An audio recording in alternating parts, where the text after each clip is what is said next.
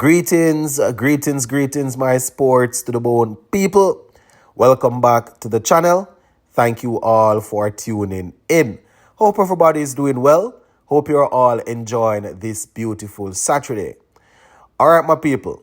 So, as promised last night, I'm going to give you an update on the game between Leeward Islands Hurricanes and Barbados Pride.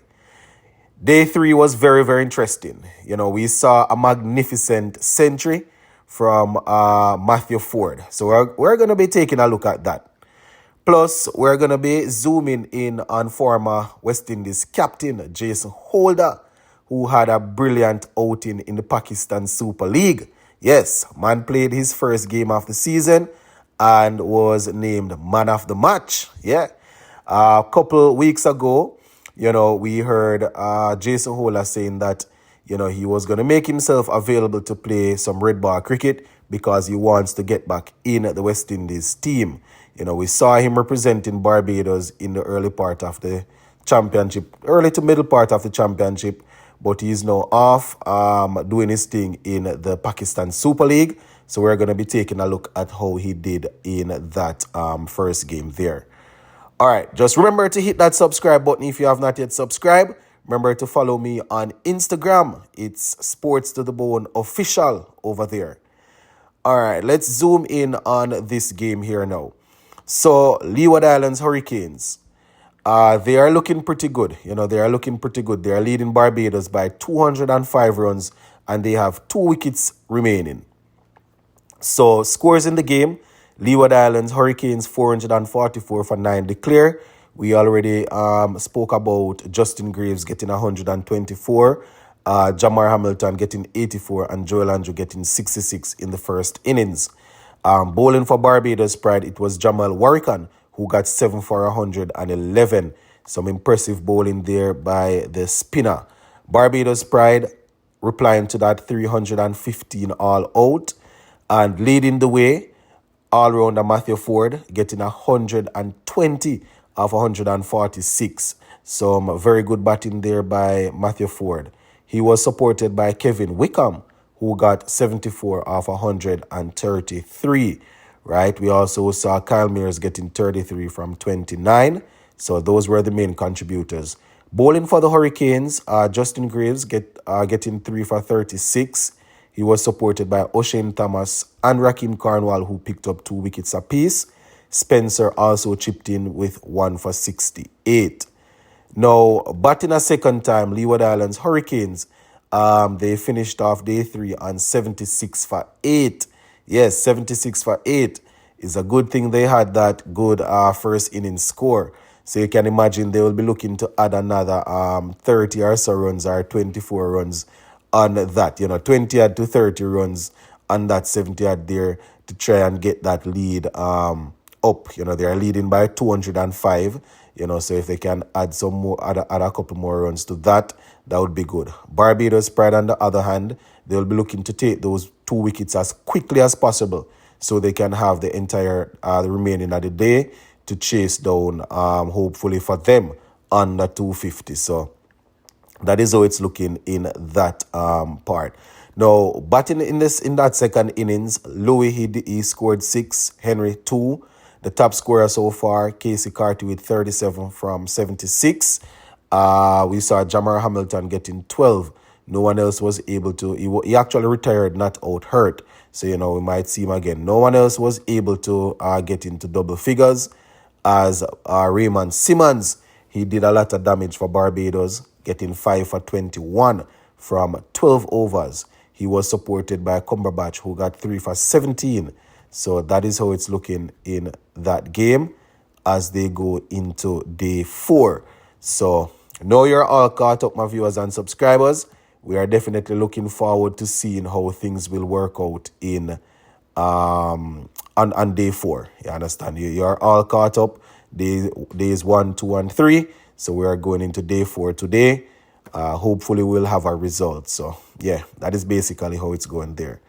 All right, just before we finish, let's take a look at Jasson Holder. Yes, my people, Jasson Holder playing in the Pakistan Super League. He was actually named man of the match after picking up 4 wickets.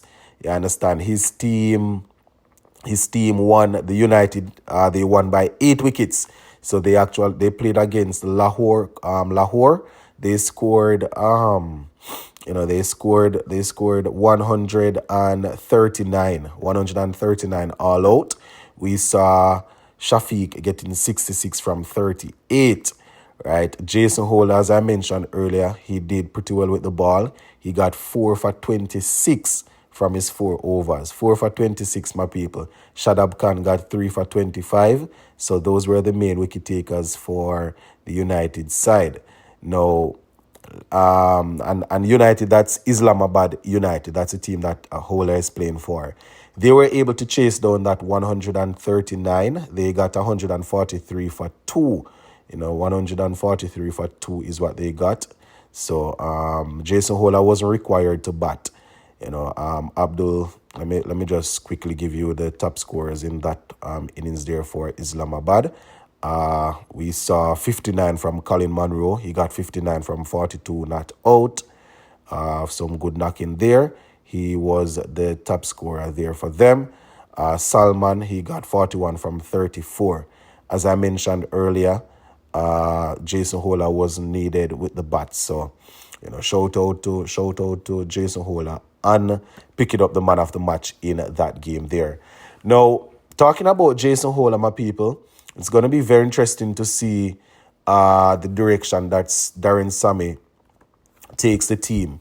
We know we always need that all-rounder spot. Some people are looking towards getting a spinner as the all-rounder. But, generally, well, over the last couple of years, we have gone 3 out-and-out seamers plus a seam bowling all-rounder. Now we see the lights of Matthew Ford doing his thing. Justin Graves is also there. So, it's going to be interesting. If we have all the bowlers fit, we have the lights of Shamar Joseph, Alzari Joseph, Jaden Seals, and obviously Kemar Roach is still there. So it might be a case where we go with those 4 out-and-out seamers, you understand? And then we might have the batsman and the wicket keeper, plus, well, obviously you're going to need a spinner. So it depends on the pitch that we're playing on also. It might be, 3 seamers and the spinner. So I don't know.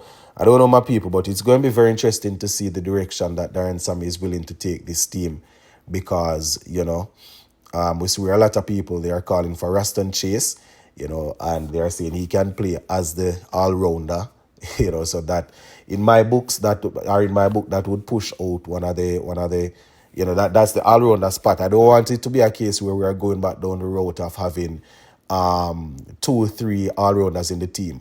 Unless they are able to make the team as a specialist batsman or a specialist bowler, but they are playing as an all-rounder. We don't want to go back down that role. We want it to be, talking from my point of view, I want it to be a case where, we have specialist batsmen doing the work and specialist bowlers doing the work. The only problem with that is the fact that sometimes in the regional championship, we see all-rounders outperforming specialist batsmen with the ball, specialist batsmen with the bat, and outperforming specialist bowlers with the ball. So, it might be a case where people are saying, well, they outperform them, so they might as well get in the team. So it's going to be very interesting, my people. It just came to me because, I saw Jasson Holder's name there doing his thing, but one would probably say that he's not close to getting into this test team, but let us see. Gonna leave it right here for now, my people. Big up on yourself and stay safe.